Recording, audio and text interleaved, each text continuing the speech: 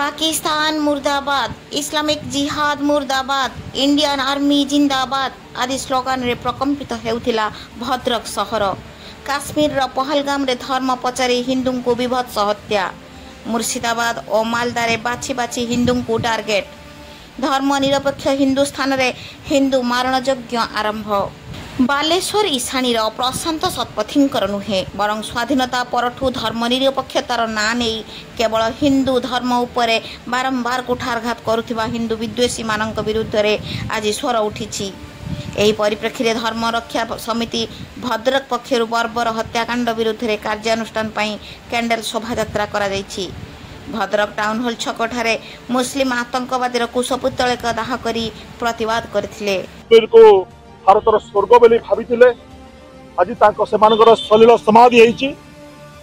पाकिस्तान प्रायोजित Islamic terrorist माने परिचय पचारि जिते परिचय ठीक ठाक ढंग से पाइले ना से कलमा पढ़ाई कहले।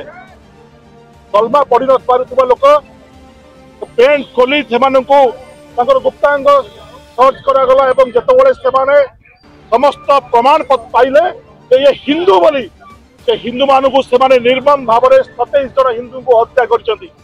आज वर्तमान सुधा खबर पहुंचुची 28 संख्यार पहुंची गलानी बोली आहरी 20 जन पाखापाखि मेडिकल जीवन मृत्यु सह संघर्ष कर। भारत में जो प्रकार परिस्थिति वर्तमान उपजी गोटे पटे मुर्शिदाबाद घटना आम समस्त जानते।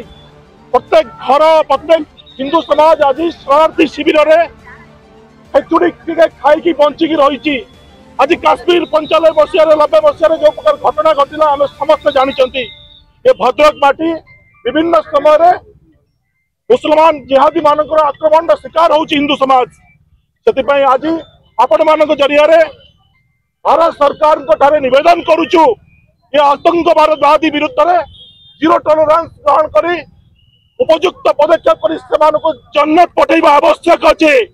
तेणुक समस्त को निवेदन करुच्ची ये भारत समस्त सच्चा नागरिक ये समस्त घटना को निंदा करने सहित समस्त एक स्वर में भारत सुरक्षा एकत्रित हो।